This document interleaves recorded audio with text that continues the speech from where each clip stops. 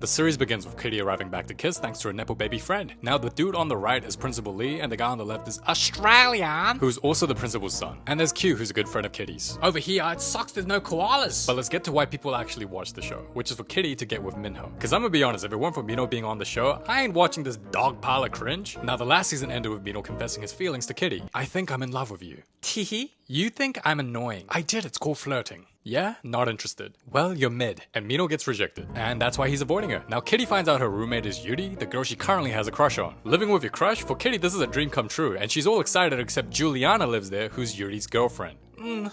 No. And then we're introduced to Stella, who presents herself as a goody two-shoe, wholesome Christian girl. Now this is Day, who's Kitty's ex-boyfriend, and says he feels bad for Minho because after the breakup, he thinks it's his fault it's awkward between Minho and Kitty. When actually, it's because Minho broke guy code and asked out Kitty right after she dumped Day. And this dude has no idea. Now Kitty asks the principal to change dorm rooms because she don't want a third wheel. And he goes, I'll see what I can do. Oh my god, thank you. Can I give you a hug? Hell no. Now we're also introduced to new characters like Minho's dad, who owns his own K-pop agency and launches a program at the school in hopes of finding his next star.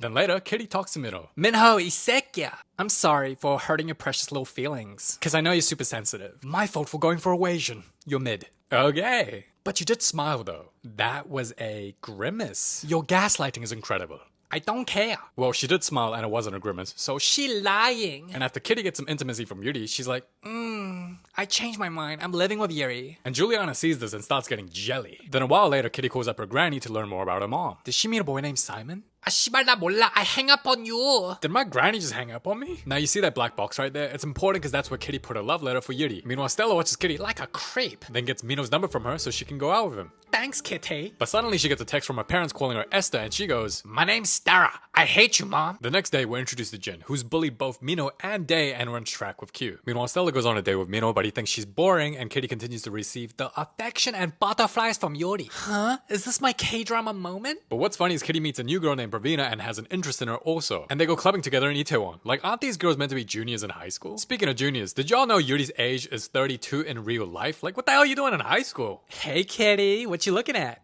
Oh, you like Yuri? I'm gonna go. Man, Kitty treating her like a backup. And turns out Jin is gay, so he ends up getting it with Q. Actually, he can do whatever he wants. Screw you both. Wow, you stood up for me. I can also wreck my elbows. That's hot. I wreck noodle. And they start dating. Now Q wakes up late to his big race because Jin turned off his alarm. So in order to stall time before the race begins, Kitty's like, yeah, give me that mic. We got spirit, yes we do. What the hell? Kitty, you're right. Now I'm guessing this is a To All the Boys movie reference. Then Q arrives to the race, but doesn't matter, he still loses to Jin. She. Well, Q, at least you don't have to watch Yuri and Juliana make out. Excuse me? And since two people can't date in the same dorm, the principal straight up snitches and says, Kitty told me you're dating, so one of you have to move out. Oopsie. Then after some time, Kitty gives Yuri a tape where both their moms are in it, so they decide to watch it together. And while tensions start to rise in Juliana and Yuri's relationship, Kitty be flirting with Pravina. Then Kitty and Yuri watch the tapes and finds out Simon is her mom's cousin and that Kitty's extended family lives in Pukjong. So she emotional cause her mama dead.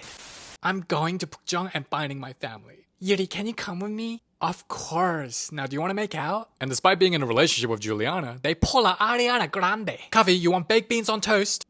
Hey, yo! But Minho pretends he ain't seen nothing because they're all going on a ski trip and he doesn't want to ruin it. Yeah, 내가 할게. I can't do it. And when they arrive, Q sneaks Jin to the crib because they're a thing now and Kitty continues the third wheel at night. And the next morning, Yuri and Juliana have a talk. I actually thought you could cheat on me with Kitty. You have my whole heart. I love you. Aw, but she did cheat. And eventually when the others find out Jin sneaked in, Yuri talks to Kitty. It was a mistake. You know I don't like you like that. You're into Pravina and I love Juliana. Right. Then out of nowhere, a love letter gets passed around. Day. 괜찮아. 닝닝닝닝닝. 닝닝닝닝닝. 괜찮아. 나도 너랑 같은 마음이야. 이게 뭐야, 씨. I'm not a writer. 잠깐. But I do like you. 같이 저녁 먹을까? It's a date. But as the letter gets passed around, they find out it's a love letter to Yuri from Kitty. Give it! You like Yuri? My Yuri? Did something happen? It's giving Ariana. Yuri, tell me I'm wrong. And they break up, not to mention Pravina wants nothing to do with Kitty. Now, I've never seen girls jealous and fight over girls they're romantically with before, so I was eating my popcorn good. Very entertaining. Anyway, Jin apologizes for bullying Day and Minho. But I didn't bully that bad. Oh, admit it. You heard the man. Admit it. Ishiki! And while Kitty starts packing, she discovers her Yuri love letter was inside Stella's bag. And if there wasn't enough drama already, Minho confesses he asked out Kitty on a plane but got rejected. 뭐라고? Day, you hit on Kitty on a plane? I am your best friend, Day. Shut up! We're done. Ooh, he's so sassy. Now Kitty and others return back to school, but Pravina is ignoring her and so is Yuri. Regardless, Kitty takes Minho to Pukjong to meet her extended family. 이 씨발놈들 누구야? 저는 키티 숑이에요. 넌 늙은이 병신. 나 당신 동생 딸이에요. Eve's song? Simon is my dad. 됐으니까 이제 나가. What is she saying? 너 얼른 나가 이 새끼야. Yeet. Then Kitty's all sad and depressed going, I'm so ugly, no one likes me. Oh, come here, you little pick-me. I'll cheer you up. Wagwan, bruv. Now concurrently, Q and Juliana see Stella coming out of an internet cafe. So I was playing this video game where you get to be a famous Bible character. Have a blessed day. And shortly after, Minho's dad gets cancelled by an anonymous Insta account named Moonlix for bullying and overworking staff. But Kitty don't care as she later reunites with Peter Kavinsky, the male lead from To All the Boys I've Loved Before, who's known Kitty since she was a little kid. Then he hands her letters written by Kitty Mom and Simon. Then the two get spotted by Minho. Kavi? Minho, is that the guy from the plane? Stop talking. I like feet. Alright, mate. I'm loving your pecs. You work out. Thanks.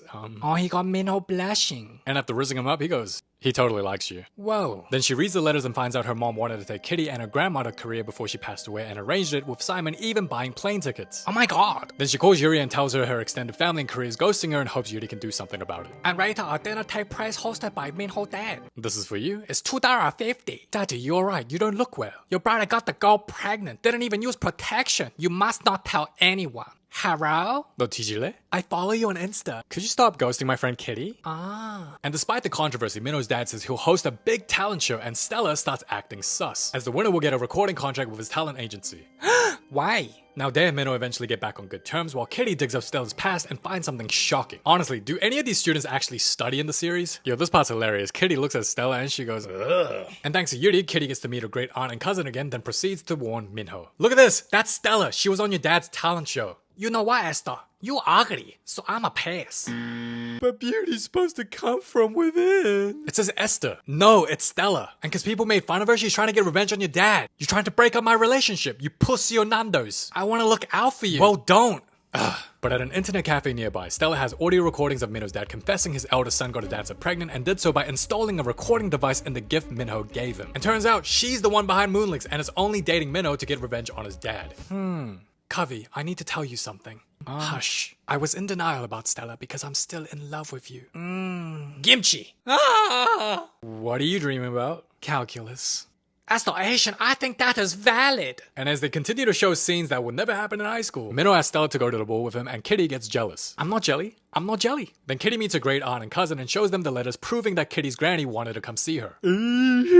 So pretty much what happened is Kitty's granny had an arranged marriage planned by her parents but refused and chose someone else. So the great aunt snitched on her sister to her parents and that she's dating someone else, and as a result, her parents disowned Kitty's granny. And because she snitched, they haven't spoken ever since, but the great aunt is now happy knowing that Kitty's granny wanted to come see her. You know, I really hope when season 3 comes out, they don't ever bring up Kitty's family again, cause it's boring as hell. Like, who cares? Is Kitty gonna date Minho or not? And later that night, the ball takes place and Kitty discovers she's fallen for Minho. Kavi, come dance with me. Then Kitty starts flirting with him knowing he has a girlfriend. I miss you. Then looks at Minho's eyes and lips for a kiss. She do the Ariana Grande. Then Stella pulls up. I'm gonna dance with my boyfriend. Now beat it.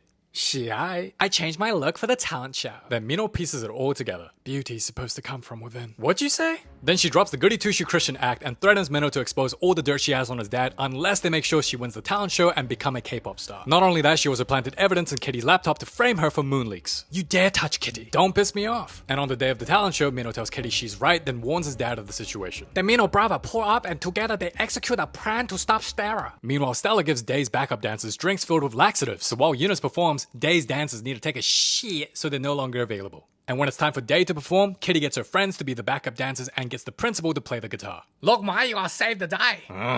Then the principal turns into Zaddy and Day performs.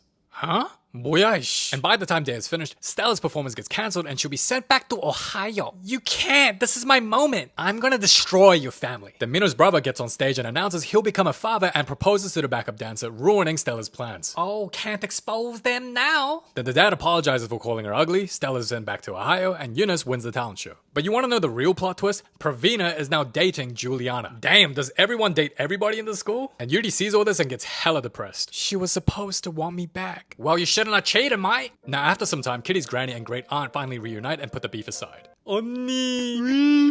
And Kitty gets her scholarship renewed, then goes to Minho to share the news. Why were you looking for me? Don't tell him you like him. Don't tell him you like him. I'm coming back next year. Is that it? Yup. Well, I thought you'd say something else. Wait, Mr. Spoiled Brat? Can I join you? And that's how the season ends. Now, as a Korean, I have a few problems with this show. Number one, the way they present high school life in Korea is very misleading. Party life, hookup culture, dating this person, that doesn't exist in Korean high school. Anyone that has a good time as a high schooler in Korea is either a dropout or gave up on having a future. Because getting into a good university is so competitive. The average student studies 10 to 12 hours a day during and after school. Now that's number one. Number two, if you're going to introduce a K-pop program in high school, the show had a great opportunity to expose it's a scam for anyone that applies because it's built to take your money, because 99% of the people who takes it in hopes to become an idol won't ever become an idol, period. And even if 1 in a million chance they do, most K-pop groups are unknown. Most K-pop groups debuting don't even last a year. So you have a better chance of winning the lottery than becoming the next BTS. My point is, so many girls have this false hope they can become an idol, they waste their youth, get into debt, destroy their chance of getting a 9 to 5 by applying to these courses, and it would have been great if EXO Kitty addressed this rather than someone watching the series going, wow, maybe I can go to Korea and take a K-pop course so I can be signed to an agency. But overall, the show is aight. This ain't my usual cup of tea, obviously, but I can definitely see why people watch it. Now for the next video, I'll be commentating movies again, as I promise to do more voiceovers and make it a lot funnier. Thank you so much for watching. It's been your boy KC, and yeah, till next time.